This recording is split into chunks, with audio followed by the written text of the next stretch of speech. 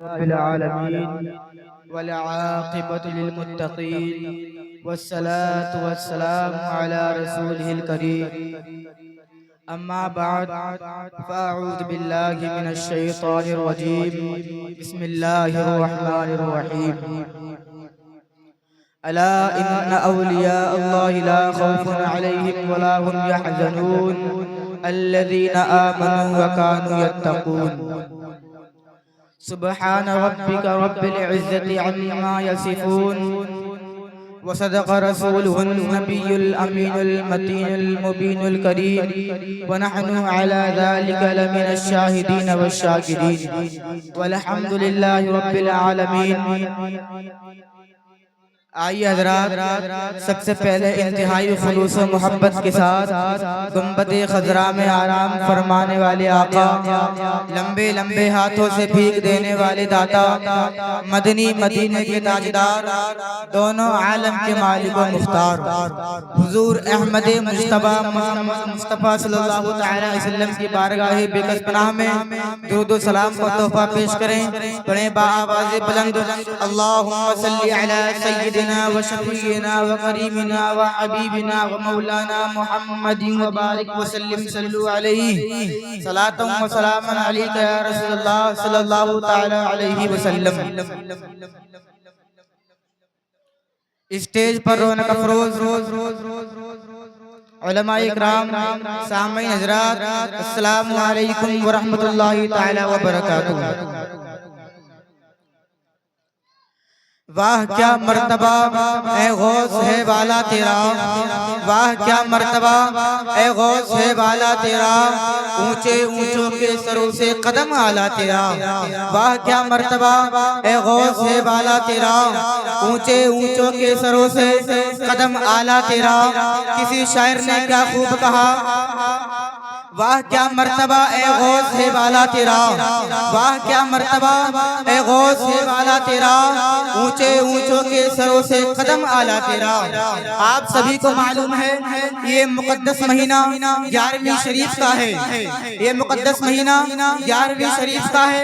इस महीने में 11वीं शरीफ मनाई जाती है। वो किसकी मनाई जाती है?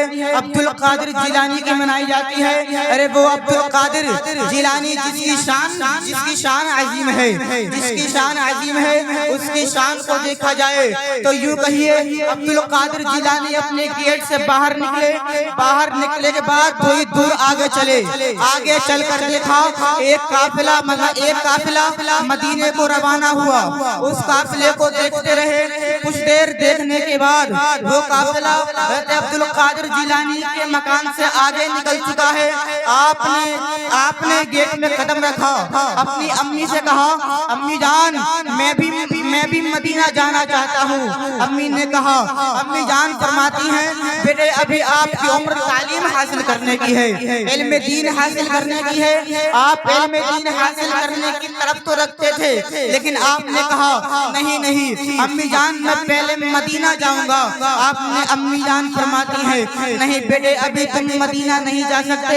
आप अपनी छत पर चढ़े, छत पर चढ़कर देखा वो काफिला अभी भी जा रहा है। आप उस काफिले को देखते रहे, वो काफिला चलता रहा जहाँ तक वो काफिला चला।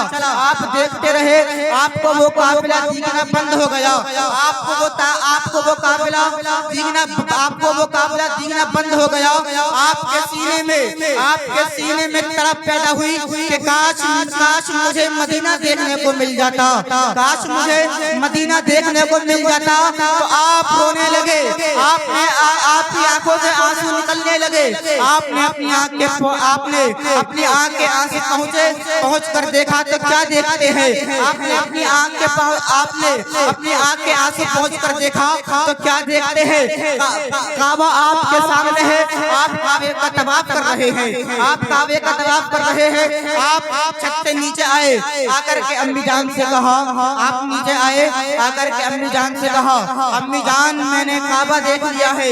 अम्मी ने कहा हाँ बेटे मुझको मालूम है, हाँ बेटे मुझको मालूम है। अब तुम्हारा इल्म दीन हासिल करने का वक्त आ गया है। उस माँ ने कहा बेटे ले ये 40 अशरफियाँ, मैं तेरी कोठी में रख रही हूँ, मैं तेरी कोटी में सिल रही हूँ, लो जा ले जा जाकर शहर चला जा, जाकर इल्म दीन हासिल कर ले। वो बेटा इल्म दीन हासिल करने के लिए रवाना हुआ। उसने एक काफिले को इख्तियार किया। वो काफिला जाने लगा। आगे कुछ डाकू मिले। उन डाकुओं ने उन लोगों को उस काफिले को लूटना शुरू कर दिया। पूरा काफिला लूट लिया। अब आए उस बच्चे के पास, उस मासूम बच्चे के पास आए गौसे आज़म के पास, कहने लगे ए बेटे, ए बच्चे तेरे पास कुछ है? और उस बच्चे ने कहा हाँ मेरे पास ये सोने की 40 अशरफियां हैं, मेरी माँ ने मेरी कोठी में सिली थी। उस डाकू ने कहा, उस डाकू के सरदार ने कहा अगर तू चाहता तो ये अशरफियां मुझसे छुपा सकता था। अब्दुल कादिर जिलानी कितना प्यारा जवाब देते हैं, कहते हैं मेरी माँ ने आते वक्त मुझसे कहा था बेटे कभी भी झूठ नहीं बोलना, बेटे कभी भी चोरी ना करना, बेटे कभी झूठ ना बोलना। आज अगर मैं झूठ बोलता तो मेरी माँ का वादा टूट जाता। आज अगर मैं झूठ बोलता तो मेरी माँ का वादा टूट जाता। और मैं चाहता हूँ कि मेरी माँ का वादा नहीं टूटे, मैं चाहता हूँ कि मेरी माँ का वादा नहीं टूटे। उस डाकुओं के सरदार ने सारे डाकुओं को इशारा दिया।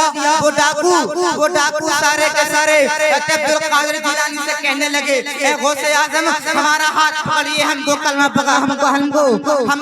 पढ़ाकर मुसलमान करा लीजिए, हमको कलमा पढ़ाकर मुसलमान करा लीजिए। आप बगदाद पहुंचने के बाद आपने मदरसे में दाखिला लिया।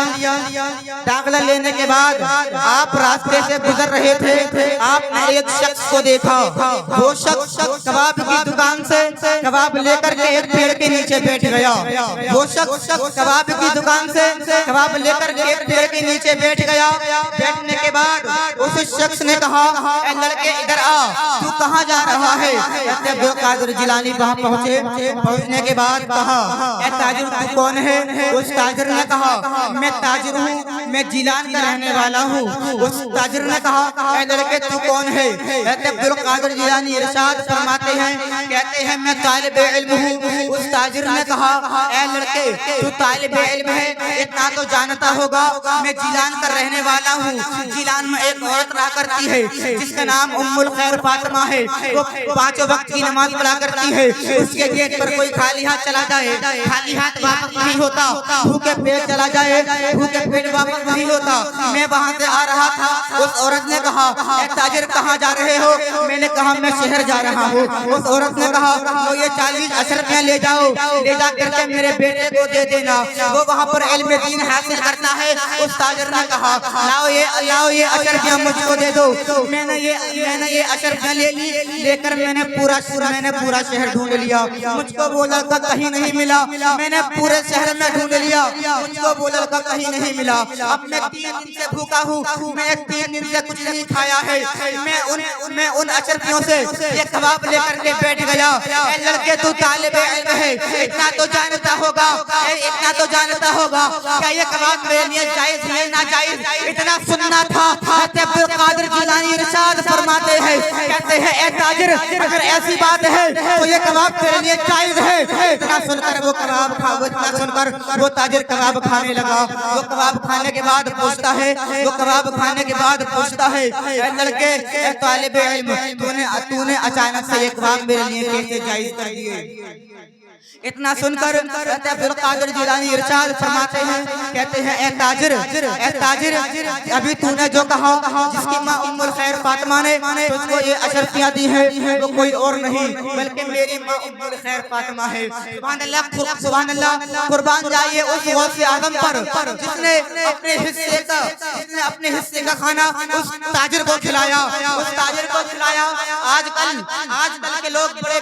आजकल के लोग बड़े बेहुदे हो चुके हैं। वो अपना ख्याल तो रखते हैं, अपने पड़ोसी का ख्याल नहीं रखते। वो अपने वो अपने मामलात को देखते हैं, पड़ोसी के मामलात को नहीं देखते। मेरे मुसलमान भाइयों, मेरा ये कहना है, अपना ख्याल से रखते हो, अपने साथ अपने पड़ोसी का ख्याल किया करो कि उसने खाना खाया है कि नहीं खाया है। उस ताजिर ने कहा, ऐ लड़के, फिर तो ये हक तेरा था, तूने ये हक मुझको क्यों दिया? इतना सुनकर हज़रत अब्दुल कादिर जिलानी इरशाद फरमाते हैं, कहते हैं, ऐ ताजिर, अभी तूने कहा वो भूखों को खाना खिलाती है, आज ऐसे ही मैंने एक भूखे को खाना खिलाया है, एक प्यासे को पानी पिलाया है। इतना सुनकर वो ताजिर चला जाता है। जाने के बाद उस शहर से कुछ मील दूर एक शहर है, उस शहर में एक माँ तो बेटे रहा करते हैं, उस माँ के दो बेटे रहा करते हैं। उस माँ ने कहा एक मेरा बेटा छोटा है, एक मेरा बेटा बड़ा है। जो बेटा बड़ा है वो बेटा होशियार है, जो बेटा छोटा है वो नादान है। उस माँ ने कहा ऐ मेरे बेटे, ऐ मेरे होशियार बेटे, चल अब चीज को तकसीम कर ली जाए, अब चीज को तकसीम कर लिया जाए। उस चालाक भाई ने कहा, चल मेरी माँ जैसा तू कहती है।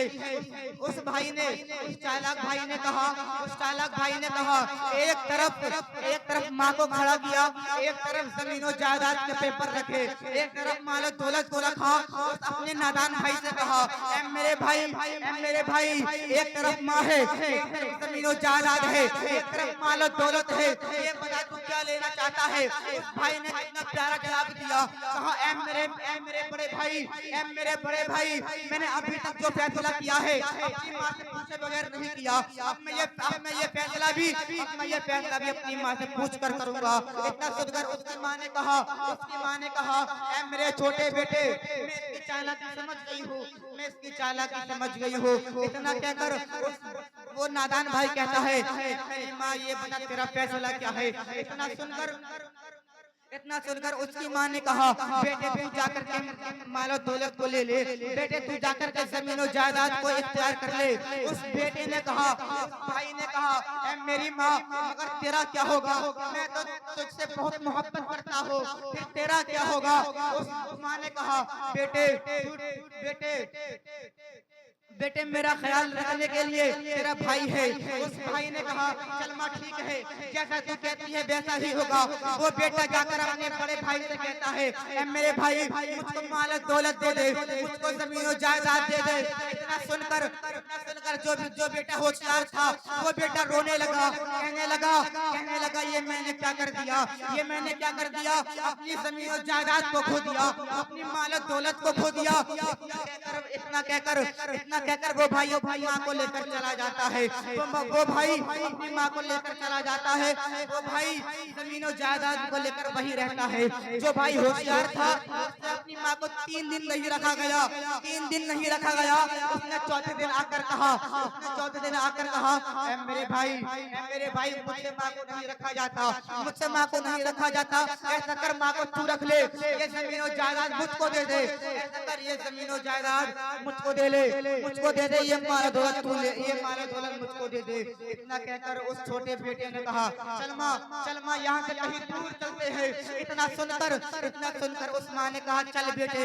वो बेटा और वो माँ चलते चलते एक शहर में पहुँचे जहाँ पर बड़े अमीर लोग रहा करते थे। उस शहर में जो सबसे गरीब था वो वही माँ और वो बेटा था। खुदा ने रहमत दी ऐसे बेटे की कमाई में। वो माँ 5 वक्त की नमाज पढ़ा करती थी। उस माँ ने कहा, ऐ मेरे बेटे, ऐ मेरे अल्लाह, मेरे बेटे को चुगलखोरी से दूर रखना, मेरे बेटे को हराम की कमाई से दूर रखना। ऐ मेरे मौला, मेरे बेटे को झूठ से दूर रखना। ऐ मेरे मौला, मेरे बेटे को सूद से दूर रखना। मेरे मौला, मेरे बेटे को हराम की कमाई से दूर रखना। खुदा ने रहमत दी ऐसे बेटे की कमाई में। खुदा ने रहमत दी ऐसे बेटे की कमाई में कि वो अपने माँ और बाप को हज करा देता है। वो अपने माँ और बाप को हज करा देता है। वो अपने माँ और बाप को हज करा देता है। खुदा ने बरकत दी ऐसे बेटे की कमाई में। अब सुनिए, उस भाई ने इतनी मालक दौलत कमाई कि उस शहर के अमीरों की लिस्ट में सबसे ऊंचा नंबर खुदा उस भाई ने इतनी दौलत कमाई कि उस शहर के मालदार लोगों की लिस्ट में सबसे ऊंचा नंबर उसका था। अब हाल सुनिए उस भाई का जिसने माला दौलत को इख्तियार किया था, उसमें लालच पैदा हो गया। वो सारे माला दौलत को खा गया, वो सारे माला दौलत को बेच कर खा गया। यहाँ तक के उसके हाथ में कटोरा आ गया। वो भीख मांगने लगा। वो भीख मांगते मांगते उसी शहर में पहुंचा जहाँ पे उसकी माँ और उसका भाई रहा करती थी। उसकी माँ रहा करती थी। उसने अपने भाई का नाम नहीं सुना था। उसकी तारीफ की थी कि वो बहुत मालदार है। उसके गेट पर कोई खाली हाथ चला जाए, खाली हाथ वापस नहीं होता। भूखे पेट चला जाए, भूखे पेट वापस नहीं होता। अब उसने उसके गेट पर आया, अपने भाई के गेट पर आया। आने के बाद गेट खटखटाया, अंदर से आवाज आती है, रुको बेटा, मैं अभी आती हूँ। उस माँ ने खिड़की खोल कर देखा, अपने बेटे को क्या पूरा नहीं देखा, बल्कि एक रुखसार देखा। पहचान गई मेरा बेटा आया है। भागी गई जाकर के गेट खोला। गेट खोलने के बाद उसने देखा मेरे बेटे के हाथ में कटोरा। ये देखकर रोने लगी और कहने लगी, मेरे बेटे ये कैसे हुआ, ये कैसे हुआ। उस भाई ने, उस बेटे ने कहा, मेरी माँ, मैं सारी माल दौलत को बेचकर खा गया। मैं भीख मांगने लगा। मैं भीख मांगते मांगते यहाँ पर आ गया। मैंने अपने भाई का नाम नहीं सुना है, मैंने सिर्फ उसकी तारीफ की है। मैं यहाँ पर इसीलिए आया हूँ। गेट खोल दिया, कहा, मेरी माँ तू यहाँ और कैसे। उस माँ ने कहा, बेटे खुदा ने जो रहमत दी तेरे बेटे की कमाई में, बेटे खुदा ने जो रहमत दी तेरे भाई की कमाई में, उस भाई ने मुझको और तेरे बाप को हज करा दिया। उस भाई ने मुझे और तेरे बाप को हज करा दिया। इतना सुनकर उस भाई ने कहा, मेरी माँ, मेरा भाई कहाँ है। उस माँ ने कहा, बेटे तेरा भाई मीटिंग में गया है, वो शाम को वापस आएगा तो उससे मिल लेना। माँ तो माँ होती है। माँ ने कहा, बेटे तूने खाना खाया। उस माँ ने उस भाई ने कहा, उस बेटे ने कहा, नहीं माँ, मैंने कुछ नहीं खाया है, मैं सुबह से भूखा हूँ। उसकी माँ ने कहा, आप बेटे कुछ खा ले, तू सुबह से भूखा है।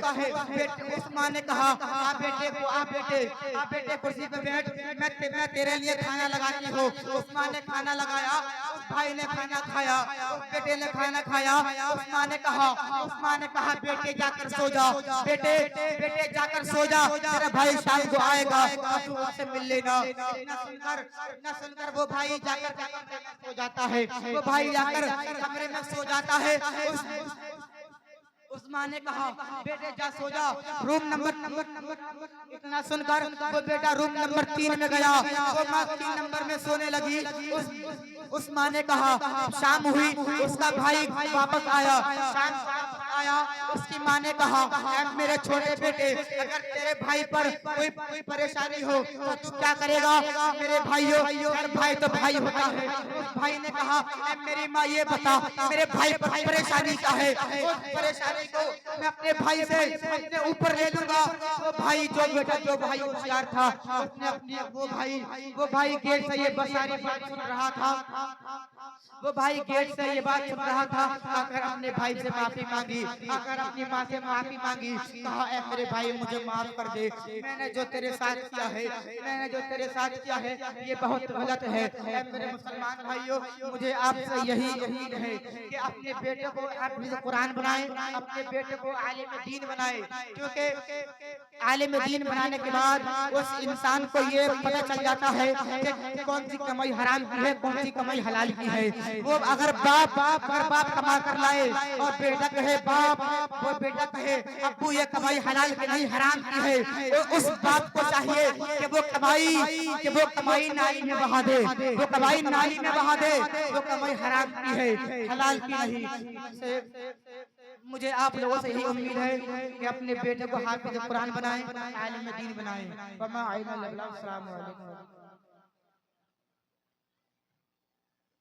Hello hello hello